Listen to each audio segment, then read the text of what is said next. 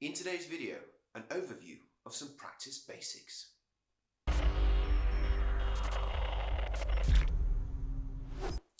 Hello and welcome to another making music video with me, Michael, and today we are talking practice. That's right, love it or hate it, very important nonetheless. But I have to say, before we get into this, there are so many different ways to practice, so many different techniques, and it's just impossible to go over everything in a video of this length, so I'm not even going to try. All I'm going to do is to give you an overview of what has worked for me and for my students time and time again.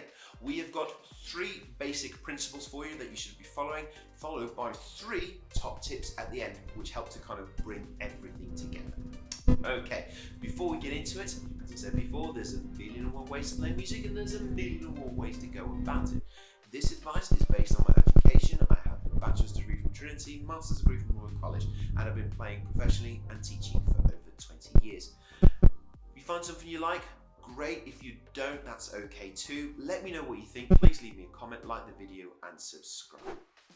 Right, so before we get into our 3 basic principles, what I'm trying to do today is basically give you some tools to really help you to maximize your practice, get the most out of the time you put in. However, there is no silver bullet to this. You're gonna need to put the time in, okay? In the same way that if you're trying to lose weight, there is no, or to try and get fitter, any kind of fitness goal, there is no silver bullet. There's all these gizmos and gadgets and all the rest of it. Look, you're gonna have to do something with it. You can't just buy a book from Arnold Schwarzenegger and expect to be Mr. Muscle at the end of it. Ain't gonna happen, okay? So you need to put the time in. There's no silver bullet with this. What I am trying to do is to make the most of what you have in terms of practice time, okay? So without further ado, let's get into those 3 basics. And the first one you're probably gonna be really annoyed with me saying is, what are your goals? Okay, I know we hear this all the time in so many different walks of life, but here it's very important because it helps you to stay focused. So you might have some longer term goals, such as, I don't know, you might want to get to grade 8, you might want to get into university or to a music conservatoire, or you might want to place in that orchestra, whether it be youth orchestra or what have you. That could be a long-term goal. Now, longer term goals, they generally tend to move a little bit, so they don't always stay the same. I know in life, many a times, you know, we have one particular goal, but then before you know it, a savings goal, for instance, but then suddenly the car needs to be fixed, and all your savings for that month have been wiped out for something which is completely unexpected, or life throws you a curveball or what have you, and you know you have to adapt. So long-term goals, great to have them, but understand they might need to be a bit flexible. Moving on to your medium-term goals, this starts to get a bit more specific. What are you looking to do in the next year, maybe 2 years? So that might be, okay, I want to get to that next grade. I want to play that recital. I want to be able to go for an audition for that orchestra or that band or what have you, okay? So that could be your medium-term goal. And then you've got your shorter term goals, which is kind of like your day-to-day, your week-to-week, what you're looking to achieve in that space of time, okay? And your teacher can really, really help you structure that and to tell you what it is you should be achieving from a week-to-week perspective.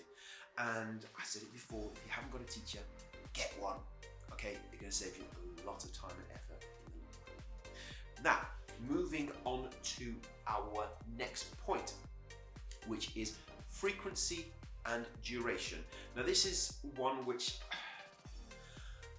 yeah, you hear a lot of people talking about this one, and it's not always that accurate. Now, I hate to say this, but people, well, they exaggerate, let's just put it that way. I remember meeting one particular person who was at my halls of residence. Now this halls of residence had students from not just from music college, but all over the place. And this particular resident was a fashion student, okay? And one evening she sang a song to a group of us, and song. It was very nice, she had a very nice voice, untrained, but very nice. And somebody said, oh, how much do you practice? And she said, oh, at least 8 hours a day. So you're telling me you are going to university, studying for 8 hours a day, and you still have time to practice your singing properly for 8 hours a day? I think we'll explore that one again in a bit more detail. However, I'm just saying that people will exaggerate the amount of time they are actually practicing. Now, practicing is you focusing on what you should be focusing on. And I'll tell you more about what it isn't later on as well. So let's take it on a spectrum, and we'll use the grading, the music grading as a good example. So we'll go right from beginner all the way to grade 8 and just a little bit beyond as well. So if you're a complete beginner, pre-grade 1, you're just first starting to an instrument, I would say as a rule of thumb, you should probably be looking to practice about 15 minutes, either every day or every other day. I really struggle to put an arbitrary figure and time frame on these things because everybody's different, okay? Not everyone's going to be able to do it, and everyone's goal is going to be different. Some people want to achieve that grade 1 much quicker than others. So if you can do 15 minutes every other day, every day, brilliant. That'll stand you in good stead, okay? Let's go right up to the other spectrum, grade 8. Now, I would say that if you're practicing for an hour every day or every other day, that will stand you in good stead as well.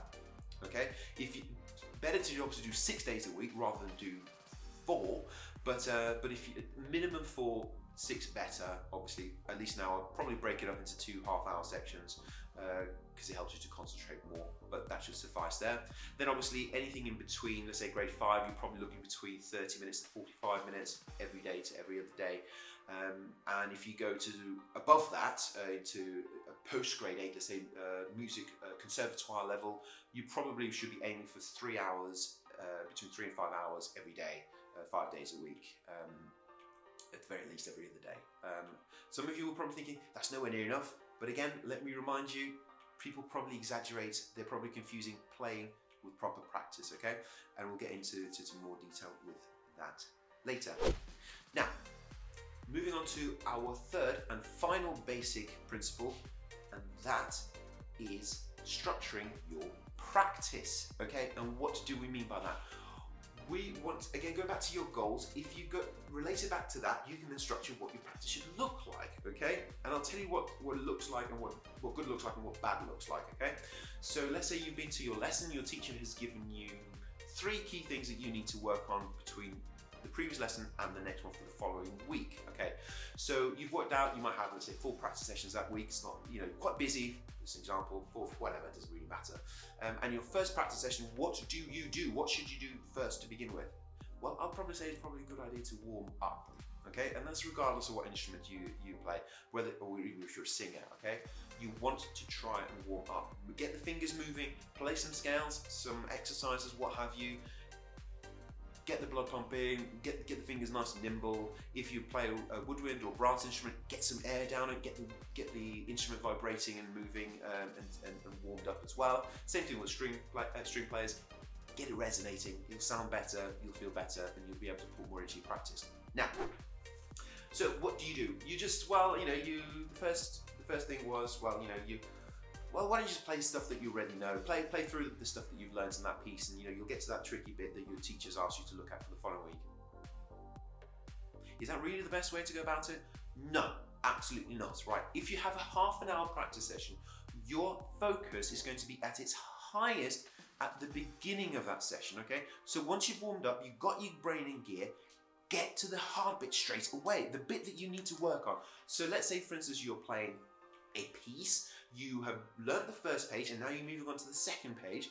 Start with that second page. Start with the bit that you want to focus, that you need to focus on, not that you want to focus on, but you need to focus on. Break it down. Take a small bit and learn that bit, then do the next little bit, then incorporate it, and then keep on building and building and building. But focus on the bits which you can't do, what your goal is for that session. Don't waste time indulging yourself in stuff that you've already learned, okay? That's not practice. That's a different type of practice. That's performance practice rather than technical practice. We're focusing on technical practice for this particular this video here. So let's say you get to the end of the session, then there's nothing wrong with saying, okay, I've done my half an hour worth of proper technical practice. I'm going to indulge a little bit. I'm going to go over the bits I've done before, and I'm actually going to incorporate the new little bit that I've done as well. Great, fantastic. It's absolutely no problem and nothing wrong with doing that either, okay? But it's important to recognize that indulgent practice, playing through stuff that you already know, playing through pieces you already know, is not proper practice. Yes, it can be fun. Yes, it's all well and good, and it has we can argue about how much merit there really is to that. It's not bad for you, but it's certainly not helping you get that little piece, that little bit done that you need to get done for your next lesson. Okay, so really, I implore you, get the hardest bit done first before you move on to anything else. Okay, then the next session. You've been working on that little bit. What do you do the next session? Well, you do the same thing. You reconcile what you've already learned in that piece. Then you can then move on to one of the other things that your teacher wants you to learn for the following lesson. Okay? And when you do that little bit, don't just do it once and say, okay, well, hey, I've done it. No, can you do it 2 times in a row perfectly? Can you do it 4 times in a row perfectly? Can you do it 10, 50 times in a row for all I care, perfectly through? Okay? Your brain is gonna learn by repetition. That's the way it is. So feed it good stuff. Take it slowly. Don't go too fast, but try and make it as perfect as possible so your brain remembers it as perfect. Then you can start to speed it up when you really have it internalized. Okay. And now for the top tips section. So I hope that you found the first 3 basic principles useful. Again, it very much goes back to your goals, and so do these next top tips as well. Okay, the first top tip I've included because a lot of people find them very, very useful. To me, again, I'm a little bit kind of, works for some people, doesn't work for everybody, and that is get a practice diary. Okay, it can be very, very useful to just have it written down what you have practiced, how often and how long for. Okay, because what it does, it really shows you where there's room for improvement. So for instance, if you have sat down at the piano as an example, and you've spent half an hour on the piano, what have you actually done in that half an hour? Has it been indulgence practicing, excuse me, or has it actually been proper focused what you were looking to achieve? And be honest with yourself. Be honest with yourself. Don't lie, because you're just lying to yourself. And again, it gives the teacher an idea about the frequency and the duration that you are practicing. However, what I've tended to find, especially with younger kids, is that they may only have practiced a couple of times, but they might just do a little bit of ghost writing, and suddenly something becomes 4 times of practice that week. As a teacher, you can normally tell when somebody's fibbing on just exaggerating how much they have done in their practice diary. So it's useful if the person that is doing the writing in the practice diary is diligent about it and focused on it, okay? But it's still worthwhile having a look and seeing if that's going to work for you. Okay, the next top tip is to listen. I'm not talking about listening to your piano to a teacher, of course. You should listen to a teacher. I'm talking about listening to recordings of music. So if you're playing certain pieces of music, it is a really good idea to listen to professional people playing those pieces. I'm not suggesting that you copy them exactly their exact interpretation, or get too hung up about, oh my god, they're playing it so fast. No, professional players tend to play things a little bit on the faster side because that's kind of what's expected. Is that really the best way to play them? I would argue maybe not. Sometimes people play things too fast and things get lost a little bit in just the flamboyant show that they're putting on, okay? So take it with a pinch of salt, but listen to a number of different recordings of a piece of music and come to your own conclusions, okay? The other thing you might want to do is to actually sing it in your head. If you can sing it in your head, you can give your brain an idea about what it is you want out of that piece of music, you're much more likely to achieve it. If you know your destination, you know how to get there. If you don't know where you're going, it's a little bit one of those where you're just going you're flying blind. So I want to try and avoid that. And for the final tip, now this one is a biggie, and it really encompasses a lot of what I've been saying, or underpins everything I've been saying, and that is quality, not quantity.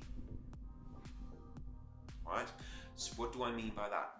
Well, let's go back to that example of that fashion student that I was mentioning to you earlier. She claimed to be practicing 8 hours a day. Again, I was a bit skeptical about that. 8 hours, really? No, she was not practicing 8 hours. She was singing for 8 hours. Absolutely, yes, she was. But she was not practicing. She was singing along to the radio. That is not practice, okay? So the quality of her practice wasn't quality at all. It was just indulging, singing along to the radio. And I think a lot of people sing along to the radio for a number of hours a day if they can get away with it. So no, not practice, okay? The other example I want to give is when we talked about how much I was practicing when I was at a music college, a music conservatoire. And I said it was probably between 3 and 5 hours a day. And I'm sure some of you were thinking, no, that's not possible. You can't possibly be at a music conservatoire and practice that much. Look, you know, maybe if you're Lang Lang, yes, you will be practicing 8 hours a day. And there were some people that did practice for 8 hours a day. Or did they? No, they were in a practice room for 8 hours a day. Did they actually practice properly for 8 hours a day? No. I remember one student, she was told after a masterclass that she was a little bit sharp. And so it was a woodwind instrument, so she was a bit sharp and she was mortified by this. So the next week, I mean, she was one of those who she would literally lock herself in a practice room for 8 hours. But for the next 2 or 3 days, all I could hear whenever I walked past the room when she was practicing, she was just practicing long notes in front of a tuner. And I think, wow, the dedication that girl had to sit 8 hours in front of a tuner to make sure that, you know, her intonation got better. Really? Do you think your focus is going to be as good in the first half an hour, or in the last half an hour as in the first half an hour? No. My brain starts to go completely numb after around 5-10 minutes worth of long note practice. It's just no. Okay, so it was not focused enough. So this one mean about the quality. Get the quality in rather than always focus on the quantity. Yes, you need to put the time in. As I said, there's no silver bullet on this. You have to put the time in, but make sure that every minute you put in has your highest focus and has your best attention, and that you're doing proper quality practice. Not indulgent practice, quality practice. Okay, so in summary, we had our 3 basic principles. Know your goals, stick to frequency and duration within reason, know how much you should be practicing and how often, and then also make sure you structure your practice. And then we had our 3 top tips, which is practice diary, listen to the music that you're playing from different sources, don't just rely on one, and probably the most important one of all, quality, not quantity. Okay, great. So listen, I hope you found something useful in that video. Please, please, please let me know your thoughts. I'm keen to do some more videos about practice, especially about different scenarios, different techniques. If it's something you want me to cover off and there's enough interest in it, I'll be more than happy to do a video on that. Let me know below. Please like the video, please subscribe, and I hope to see you next time. Bye for now.